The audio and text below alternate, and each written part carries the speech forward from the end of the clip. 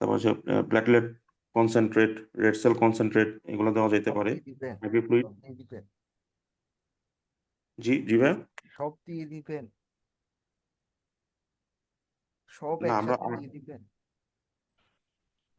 না সব না, মানে সেপসিসের ম্যানেজমেন্ট করব, পেরিকার্ডিয়াল ইফিউশনের ম্যানেজমেন্ট করব, আর হচ্ছে নিউট্রোপেনিক সেপসিসের যে ম্যানেজমেন্টটা আমরা ব্রড স্পেকট্রাম অ্যান্টিবায়োটিক্স, তারপরে রেসপন্ড না করলে আমরা অ্যান্টিফাঙ্গাল দিতে পারি।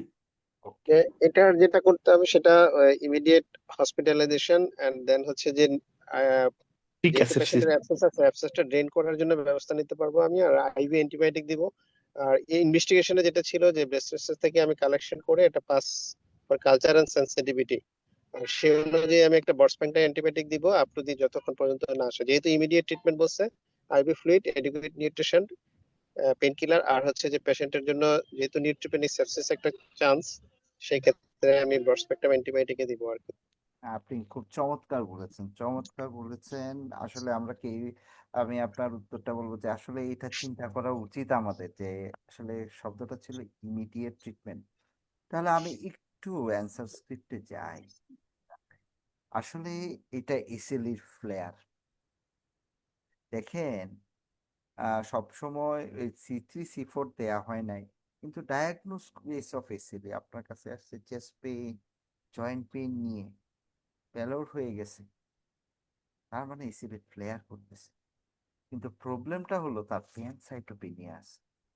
প্যানসাইটোপেনিয়ার একটা আপনারা অ্যাড্রেস করছেন, যেটা সেপ্টিসেমিয়া কিনা এক, আরেকজন বলছেন অটো ইমিউন হিমোলাইটিক অ্যানিমিয়া কিনা। তবে যে কথাটা শুনতে চাচ্ছিলাম যে অনেক সময় এসিএলই পাশাপাশি লিউকেমিয়াও দেখা দেয় এসিএলই রোগীদের। সো যখন একটা এসিএলই রোগীর প্যানসাইটোপেনিয়া আপনি পাবেন, আগে ব্লাড ট্রান্সফিউশন করবেন না, আগে স্টেরয়েড দিবেন না। অ্যাটলিস্ট কিছু টেস্ট করে তারপর আপনি স্টেরয়েড দিবেন বা ব্লাড ট্রান্সফিউশন দিবেন। আদারওয়াইজ ডায়াগনোসিস মিস হয়ে যায়।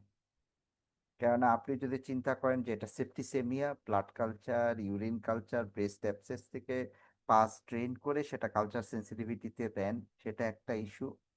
দুই, যদি মনে করেন auto immune hemolytic anemia, Coombs test, direct indirect LDH, reticulocyte index. আর যদি অ্যাকিউট লিউকেমিয়া, একটা bone marrow study including FISH fluorescent in situ hybridization করতে হবে। এবং আপনারা সুন্দর বলছেন যে ইমিডিয়েট হসপিটালাইজেশন করব, antibiotic appropriate broad spectrum antibiotic দিব, হোল ব্লাড ট্রান্সফিউশন করব, বা প্লাটিলেট কনসেন্ট্রেট এটা দিতে পারি। যদি এটা অটো ইমিউন হয়, IV steroid followed by immunomodulator. আর যদি এটা লিউকেমিয়া হয়, তাহলে অল ট্রান্স রেটিনোইক অ্যাসিড দেওয়া যেতে পারে। এটা আসলে কঠিন, খুবই কঠিন। এটা আপনাদের ব্রেন স্টর্মিং এর জন্য দিছি। মানে এই কেসটা আমি আসলে গত সপ্তাহে ডিল করছি। এটা আসলে লিউকেমিয়া আসছে। সো হ্যাঁ, বেসিক্যালি একটা কোশ্চেন সেটা হচ্ছে যে যেহেতু মানে আমরা নর্মালি জানি যে অ্যাসিলি ফ্লেয়ার হলে আহ, মানে সিআরপিটা তো নর্মাল থাকার কথা, যদিও একটা ইনফেকশনের এভিডেন্স আছে, সেই ক্ষেত্রে আমি ব্রেস্ট ফ্লেয়ার শব্দটাকে অ্যাবসেসটা, ইউজ করব। ওইটাই হ্যাঁ করবেন, বলতেছিলাম আর কি। করবেন, করবেন। কেননা যে এসিলি রোগী জয়েন্ট পেইন কমে নাই, চেস্ট পেইন কমে নাই, কেননা তার কার্ডিওমেগালি আছে, পেরিকার্ডিয়াল ইফিউশন আছে, এবং হয় কোনো একটা আছে, হিমোলাইসিস হচ্ছে, হিমোলাইসিস হলে এসিলি অ্যাক্টিভ। এবং ভাইয়া এখানে প্লেয়ারের পক্ষে কি কি আছে, মানে এসএল প্লেয়ারের পক্ষে? এসিলি ফ্লেয়ারের প্লেয়ার। পক্ষে আমি বলি, দেখেন, আমি যদি অ্যাকচুয়ালি বলি রোগীটার আসলে কি ছিল। রোগীটা জয়েন্ট পেইন ছিল, ফিভার ছিল, একটু হেয়ার লস ছিল, অ্যালোপেশিয়া ছিল, C3 C4 lower normal, lower normal. So সব রোগী ফ্লেয়ার করলেই রেনাল ইনভলভমেন্ট হবে এমন কোনো কথা নাই। ফ্লেয়ার কিউটেনিয়াস হইতে পারে, ফ্লেয়ার মাস্কুলোস্কেলেটাল হইতে পারে, ডিফারেন্ট টাইপস অফ ফ্লেয়ার হয়, ফ্লেয়ার নিউরোলজিক্যাল ফ্লেয়ার হইতে পারে। সব ফ্লেয়ারে কিন্তু আপনার বায়োমার্কার বাড়বে কমবে না, ঠিক আছে? এগুলা স্পেশাল আপনি যখন কেসগুলো ডিল করবেন দেখবেন যে আসলে things are different. Sir sir আসসালামু আলাইকুম স্যার, আমার একটা কোশ্চেন মানে ছিল। লিউকেমিয়ার এপিএমএল মানে প্রোমাইলোসাইটিক লিউকেমিয়ার ফেভারের যেহেতু সেল কাউন্ট তাহলে সবগুলোই কমে গেছে আর কি। জি জি জি সেল কাউন্ট লিউকেমিয়ার ফেভারে আমি আসলে কোনটাকে হাইলাইট করব? দেখেন এটা যে লিউকেমিয়া আমি কিন্তু একটা ডিফারেন্সিয়ালে রেখেছি। ডিফারেন্সিয়ালে রেখে আমি বোন ম্যারো স্টাডি করেছিলাম গতকালকে। আজকে রিপোর্ট আমাকে ওভার ফোনে জানাইছে যে এখানে আসলে লিউকেমিয়ার ব্লাড পিকচার তারা পাচ্ছেন প্রোমায়োসাইটিক। সো দেখেন এটা কিভাবে প্রেজেন্টেশন হয়েছে। তো যখন প্যানসাইটোপেনিয়া পাবেন একটা এসিলি রোগীর, আপনি তিনটা ডিফারেন্সিয়াল চিন্তা করে রাখবেন। হয় হিমোলাইসিস হচ্ছে, নয় সেপ্টিসেমিয়া আছে, নয় এসিলির সাথে কনকমিটেড কোনো লিউকেমিয়া অনগোয়িং বা অ্যাপ্লাস্টিক অ্যানিমিয়া অনগোয়িং। দেখেন এগুলা আসলে একই সাথে রান করতে পারে। সো এটা স্টেশনটা দেয়া মানে কি আপনাকে ব্রেনটাকে স্টর্ম করা, যে একটা স্যার এসিলি রোগীর প্যানসাইটোপেনিয়া পেলে আপনি স্যার শুধু একটু ইন্টারাপ্ট করবো স্যার, একটা হ্যাঁ কোশ্চেন ছিল একটু। জি যে স্যার রিউমাটোলজিক্যাল কোনো ডিজিজ যদি থাকে, এর সাথে যদি প্যানসাইটোপেনিয়া থাকে এবং অ্যাকিউট অনসেট হয়, তখন স্যার ম্যাক্রোফেজ অ্যাক্টিভেশন সিনড্রোম হচ্ছে একটা ডিডি হয়তো বা আসতে পারে স্যার। তো আমরা কি এখানে সেই ডিডিটা কনসিডার করতে ম্যাক্রোফেজ পারি? অ্যাক্টিভেশন সিনড্রোমে একটা জিনিস হলো পেশেন্টের হাই গ্রেড ফিভার থাকে, তাদের ট্রাইগ্লিসারাইড লেভেলটা মানে আসলে অনেক বেশি থাকে এবং ওখানে আদার কিছু ফ্যাক্টর থাকে, সেইগুলা কিন্তু রেস থাকে। সো আমি কিন্তু এখানে ওই জিনিসগুলো আনি নাই যে অর্গানোমেগালি থাকবে, স্পেসিফিক একটা ইন্টারলিউকিন বেশি থাকছে, ওগুলা কিন্তু আনি নাই। ম্যাক্রোফেজ অ্যাক্টিভেশন সিনড্রোমে ইউজুয়ালি প্যানসাইটোপেনিয়া কম পাবেন, থাকে বাইসাইটোপেনিয়া। আপনি দেখবেন বাইসাইটোপেনিয়া, প্যানসাইটোপেনিয়া খুব কম ম্যাক্রোফেজ অ্যাক্টিভেশন সিনড্রোম। আরো কিছু যদি জানার থাকে আপনারা ট্রাই করেন। পেশেন্টে কি লিম্ফেনোপ্যাথি ছিল? না, কোনো লিম্ফোডেনোপ্যাথি ছিল না, রোগীটা বা এখন কোনো আমার আন্ডার বনি কন্ট্রোল টেন্ডারনেস? আছে। হ্যাঁ বনি টেন্ডারনেস ছিল হ্যাঁ কোনো? টেন্ডারনেসটা আসলে জেনারেলাইজড একটা টেন্ডারনেস।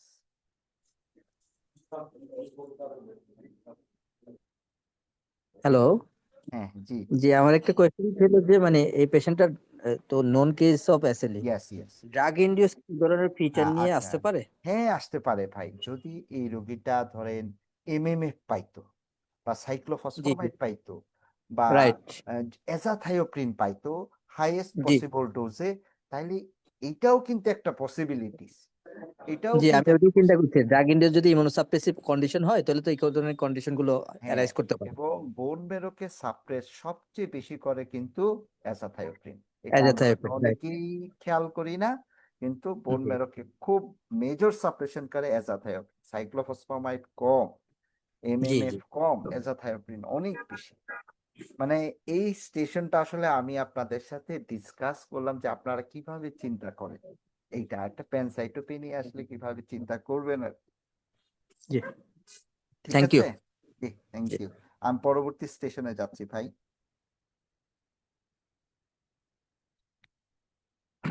আমি আসলে নিউরোলজিক্যাল অ্যাসপেক্টে এই স্টেশনটা দিতে চাচ্ছিলাম না, কিন্তু আমি একটা ঘটনা বলবো যে ঘটনায় আমরা আসলে খুব লজ্জিত হয়েছি আর কি ব্যাপারটাই।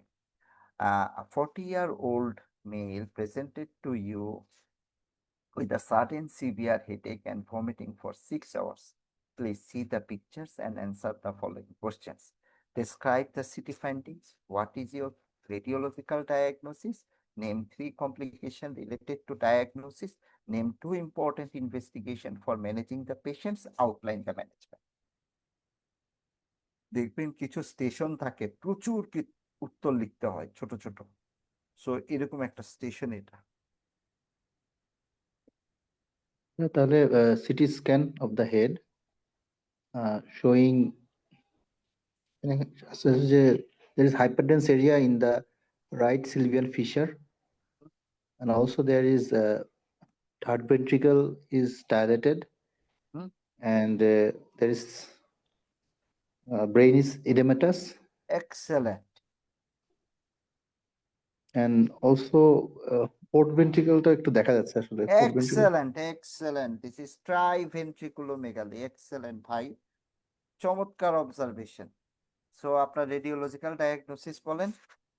subarachnoid hemorrhage with subarachnoid hemorrhage with subarachnoid hemorrhage with এটা Hydrocephalus. obstructive hydrocephalus. Hydrocephalus. Obstructive আপনি hydrocephalus. হাইড্রোকেফালাস বলবেন। হ্যাঁ, বা রেইজড আইসিপি এভাবেও বলতে পারেন যে তার আইসিপি এখন রেইজ। তিনটা কমপ্লিকেশন বলেন তো এই রোগী হইতে পারে। হ্যাঁ, এটার মধ্যে সালকাইজের জাইরায় যে ইফেসমেন্ট যেগুলো আছে যেগুলো তো ওয়েল এগুলো বোঝা আর যাচ্ছে কিছু না, বোঝা এটা যাচ্ছে না, get উনি করতে হবে। সেরিব্রাল ইডিমা বলে দিচ্ছেন ভাই, মেনে নিব। একটু কথা বলে আসছি, হ্যাঁ? হ্যাঁ, সমস্যা না। জি, এখানে সরি আমি ডিউটিতে এই জন্য আসছি। কোনো অসুবিধা নাই। তিনটা তিনটা কমপ্লিকেশন। কমপ্লিকেশনের মধ্যে হলো যে একটা হলো যে পেশেন্টের রিফ্লেক্স ভ্যাসোস্পাজম হয়ে ইসকেমিক স্ট্রোক হতে পারে। ভাই এটা কতদিন পরে হয়? এটা তো ডিলেড হয় অনেক সময়। এটা হয় 5 থেকে 7 দিন পরে কি মিনিমাম, কিন্তু রোগী তো আপনার আচ্ছা। কাছে এখন আসছে, 6 ঘন্টা হয় নাই। আচ্ছা, তাহলে ইমিডিয়েট গুলো তো রেস্টাইসিপির জন্য তাহলে একটা সিয়া হাইড্রোকেফালাস হয়ে, হাইড্রোকেফালাস, তাই না, রেইজড ইন্ট্রাক্রেনিয়াল প্রেসার একটা বললেন। তারপর পেশেন্টের সিয়াদ হবে। সিয়ার ডেভেলপ করতে 5 থেকে 7 দিন লাগবে মিনিমাম। একসেপ্ট করলাম। রিব্লিডিং হতে পারে স্যার। এক্সেলেন্ট। মানে আমরা আসলে ভাই, যখন আমি দেখি আমার মেডিসিনের মানুষজন সঠিকভাবে উত্তর দেয়, আমার খুবই ভালো লাগে, যে আসলে একটা সাবঅ্যারাকনয়েড হেমোরেজ 24 থেকে 48 ঘন্টার মাঝে রিব্লিড করে। সো রিব্লিড একটা মেজর কমপ্লিকেশন, তাই না ভাই? তারপর আপনি রেইজড ইন্ট্রাক্রেনিয়াল প্রেসার বলেন, সেরিব্রাল ইসকেমিয়া বলেন, কনভালশন বলেন, একসেপ্টেড। আচ্ছা, দুইটা ইম্পর্টেন্ট ইনভেস্টিগেশন বলেন এই রোগী ম্যানেজ করার জন্য।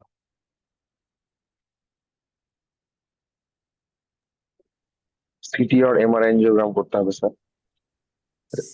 Sorry, to important digital subtraction angiography. Excellent. কিন্তু ডিএসএ করার আগে কি করতে হয়? সিটি এনজিওগ্রাম আর এমআর এনজিওগ্রাম করব। তাহলে আমরা একটা সিটি এনজিওগ্রাম আর MR angiogram of intracranial vessels followed by DSA করব, তাই না ভাই? এখন এটা ম্যানেজমেন্টটা বলেন তো। মেডিকেল ম্যানেজমেন্টের মধ্যে পেশেন্টের হাইড্রেশন মেনটেন করা, তারপর তার আমার টার্গেট মিন আর্টেরিয়াল প্রেসার মেনটেন করতে হবে মোর দেন 65। সাথে হলো যে পেশেন্টের ফ্লুইড নিউট্রিশন, আর সাথে হলো যে ওনাকে আমরা নিমোডিপিন দিব, কিছু মেডিকেল ড্রাগ দিব, নিমোডিপিন দিব ওনার রিফ্লেক্স ভেসোস্পাজমটাকে প্রিভেন্ট করার জন্য। আর সাথে হলো যে আমরা পেশেন্টের সার্জিক্যাল ম্যানেজমেন্ট, ওই যে আমরা ডিএসএ করে কনফার্ম করব যে এটা কি নেক ছোট নাকি নেক যদি ওয়াইড হয় তাহলে আমরা সার্জিক্যাল ক্লিপিং, আর যদি নেক যদি স্মল হয় তাহলে সেক্ষেত্রে আমরা কয়েলিং করতে পারি, ইন্টারভেনশন। আমি আপনার সাথে একমত, কিন্তু সাবঅ্যারাকনয়েড হেমোরেজের যদি আমি ট্রিটমেন্ট বলি, তাহলে আমরা প্রথমেই বলবো টু সিকিউর দ্য অ্যানিউরিজম। মানে কি? সিটি, ডিএসএ, হয় কয়েলিং, ক্লিপিং, শেষ। কয়েলিং অর ক্লিপিং, এই তথ্যটাই আপনি আগে দিবেন। তারপর আপনি মেডিকেল ম্যানেজমেন্টের কথা বলবেন, যে এডিকুয়েট হাইড্রেশন করবেন, ডেক্সামিথাসন আপনাকে দিতে হবে, ল্যাকটুলোজ দিতে হবে, নিমোডিপিন দিতে হবে। দেখেন ওটা কিন্তু থাকবে। মানে এই সিনারিওটা কেন দিছি জানেন ভাই? মানে আমাদের নিউরোসায়েন্সে একটা রোগী আসছে আর কি, সাবঅ্যারাকনয়েড হেমোরেজে, ঢাকারই একটা সরকারি মেডিকেল কলেজ হাসপাতালে ভর্তি ছিল 5 দিন। তো তারা তো সিটি দেখে সাব অ্যারাকনয়েড হেমোরেজ ডায়াগনোসিস করতে পারেন নাই, রোগীকে ইকোস্প্রিন, ক্লোপিডোগ্রেল, অ্যান্টি হাইপারটেনসিভ, ডায়ারিটিক দিয়ে রোগী একদম ম্যাসাকার করে ফেলছে। মানে খুব দুঃখজনক, মানে এটা নিয়ে আমাদের নিউরোসায়েন্সে খুব কথা উঠছে আর যে আমরা একটা সাব অ্যারাকনয়েড হেমোরেজ সিটিতে চিনতে পারি না।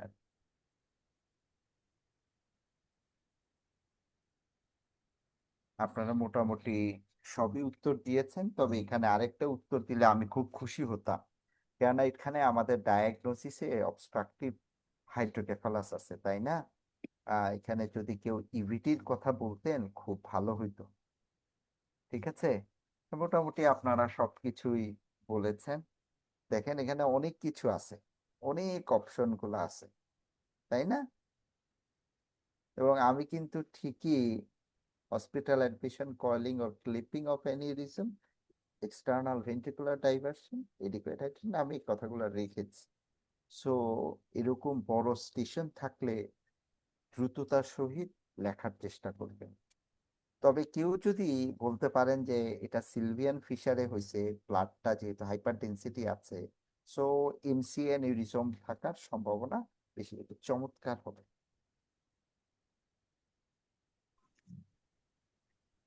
"60-year-old male presented to you with headache, vomiting, convulsion with altered level of consciousness." সিটিটা ডিসক্রাইব করবেন, রেডিওলজিক্যাল ডায়াগনোসিস কি, 3টা আর্জেন্ট ক্লিনিক্যাল এক্সামিনেশন করবেন, যেটা তারা আপনি পেশেন্ট ম্যানেজমেন্টে আপনাকে খুব হেল্প করবে, এবং আদার 6টা ইম্পর্টেন্ট ইনভেস্টিগেশন করবেন ফর ম্যানেজিং দ্য পেশেন্ট, এবং ম্যানেজমেন্ট আউটলাইনটা বলা প্লিজ।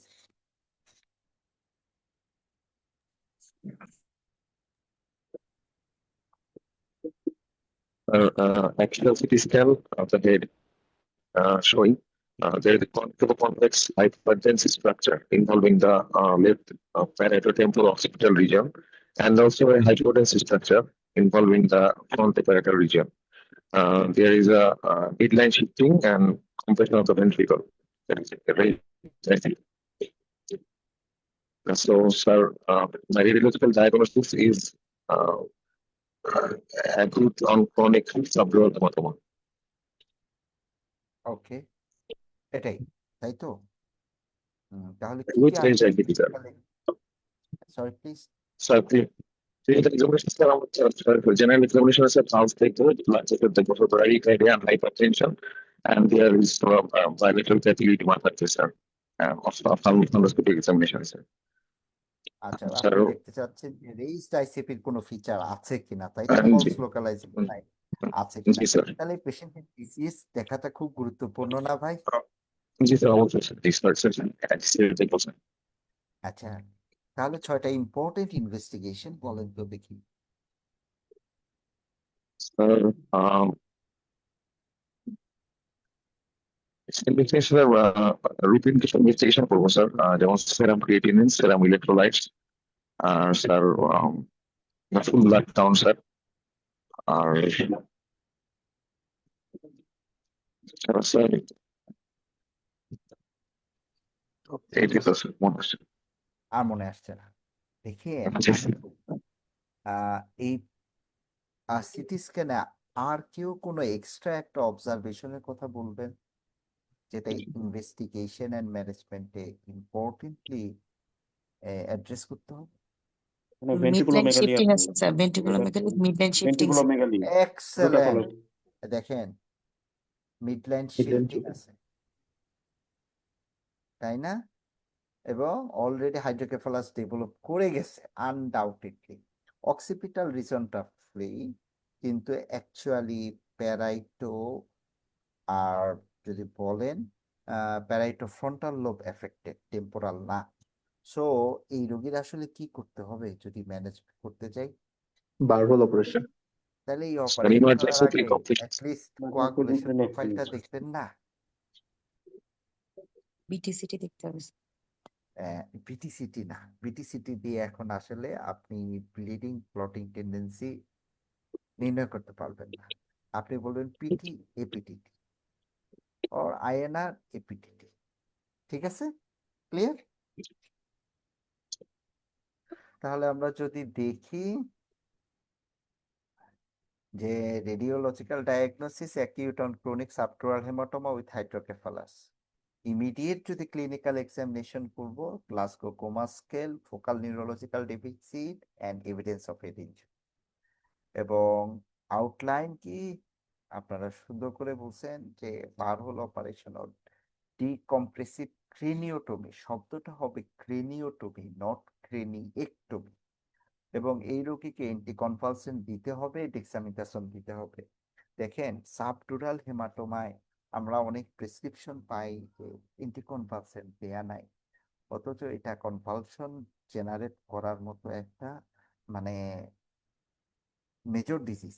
সো এগুলো যদি একটু একটু প্র্যাকটিস করেন, যে ভুল হওয়া জায়গাগুলা, যে জায়গাগুলো গ্যাপ থাকে, আপনি কিন্তু আস্তে আস্তে দেখবেন যে ক্লিনিক্যাল প্র্যাকটিসেও আপনি খুব চমৎকার ভাবে রোগী দেখা শুরু করছেন।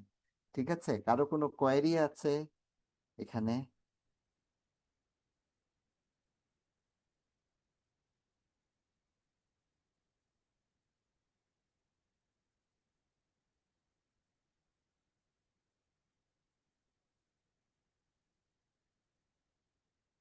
কেউ কিছু বলতে চাইলে বলতে পারেন, যদি কোনো কোশ্চেন থাকে আপনাদের। হোপফুলি ক্লিয়ার সবার কাছে। এক্সেলেন্ট। আচ্ছা, 60-year-old male presented to ER with an acute confusional state. Examination revealed overweight, cold periphery, hypotension, slow heart rate, distended bladder, and diminished breath sound. What is your diagnosis? Write down 5 important investigation, name 2 complication, and write down immediate management.